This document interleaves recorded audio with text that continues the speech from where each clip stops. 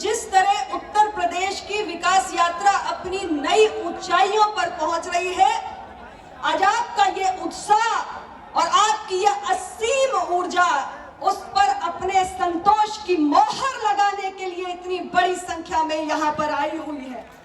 और हम सभी कृतज्ञ हैं कि आपने अपनी अभूतपूर्व और ऐतिहासिक उपस्थिति से हमारे उत्तर प्रदेश को नई ऊंचाइयों पर ले जाने के संकल्प को अपना और विश्वास यहाँ आकर आज प्रदान किया है।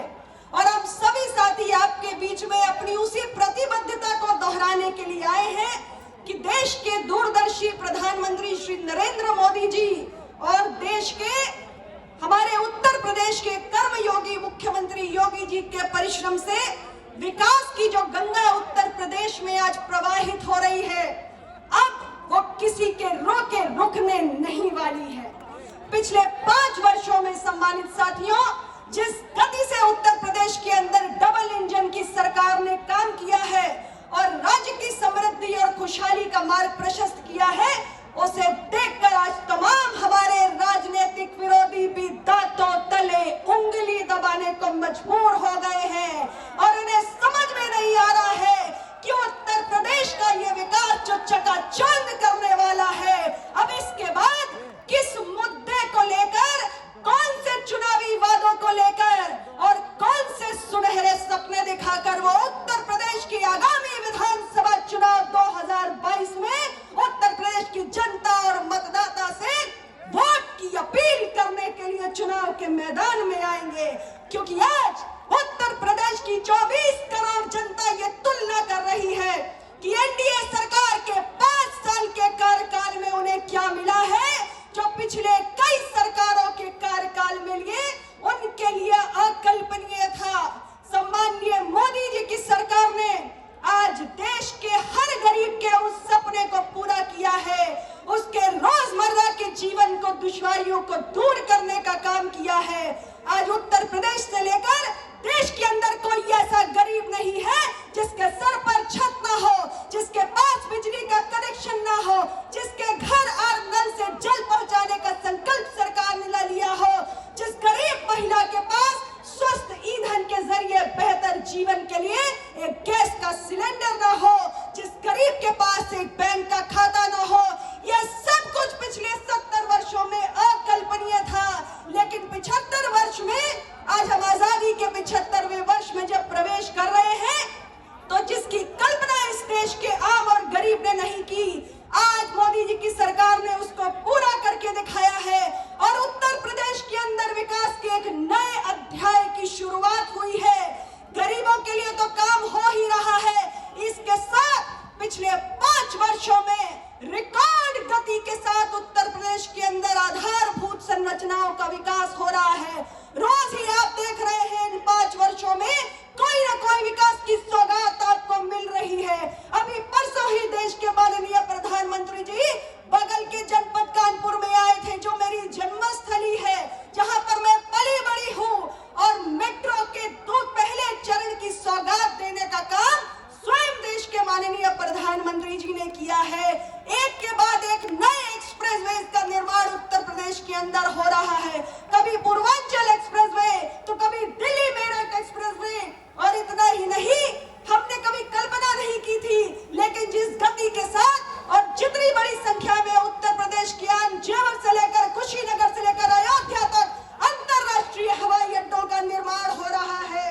और साथ ही हमारे देश के अंदर, हमारे उत्तर प्रदेश के अंदर माननीय मोदी जी की सरकार ने हमारे यशस्वी मुख्यमंत्री जी के जिले में अभी कुछ ही दिन पहले वो पहुंचे थे और वहां पर सालों से जो खाद कारखाना बंद पड़ा हुआ था, सरकार की पॉलिसी पैरालिसिस के कारण उस बंद पड़े हुए खाद कारखाने को फिर से संचालित करने का काम हमारी सरकार ने किया है। आज उत्तर प्रदेश के पास एक नहीं बल्कि दो all India institute of medical sciences है। और यहाँ तक कि माननीय योगी जी के नेतृत्व में उत्तर प्रदेश के हर एक जिले के अंदर एक मेडिकल कॉलेज बनाने का कार्य आज उत्तर प्रदेश की सरकार कर रही है। अभूतपूर्व विकास उत्तर प्रदेश में हो रहा है सम्मानित साथियों, इसलिए हमको इस मौके को गंवाने की जरूरत नहीं है। हमें देखना है कि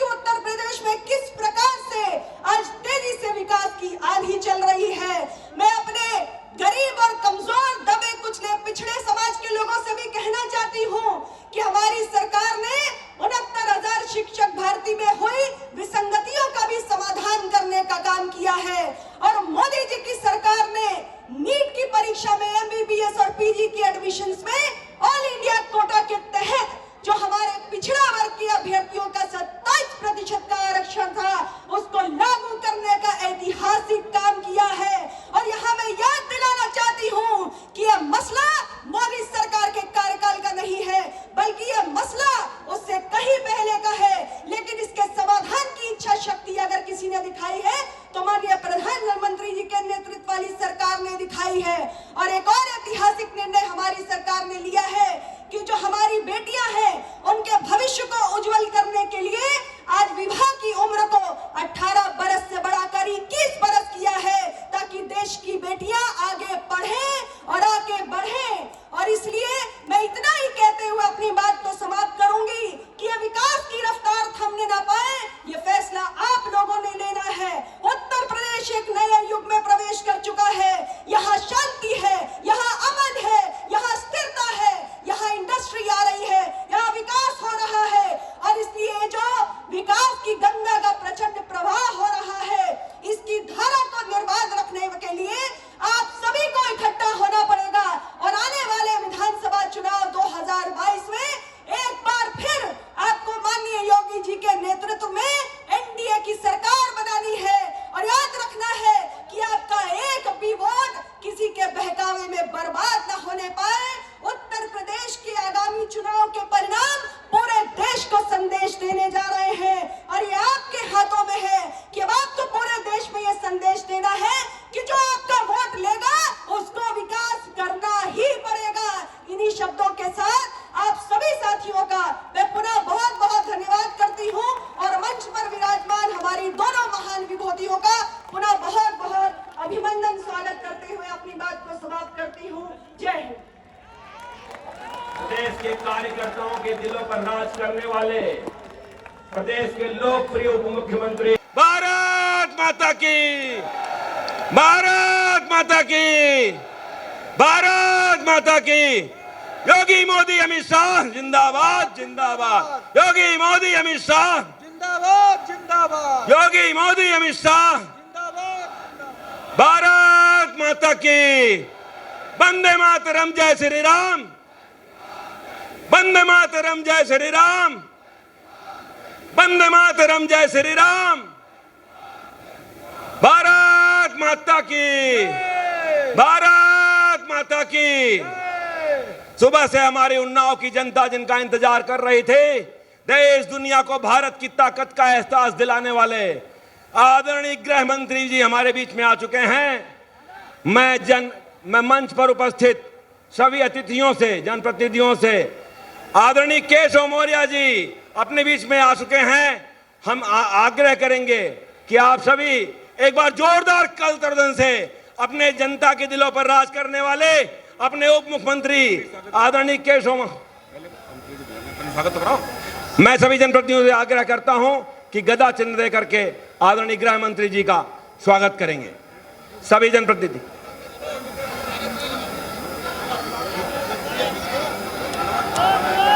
मैं केंद्रीय मंत्री आदरणीय अनुप्रिया पटेल जी से आग्रह करता हूं कि मंच पर आएं और जनता को संबोधित करें। आदरणीय अनुप्रिया जी से आग्रह करके आकर के संबोधित करें।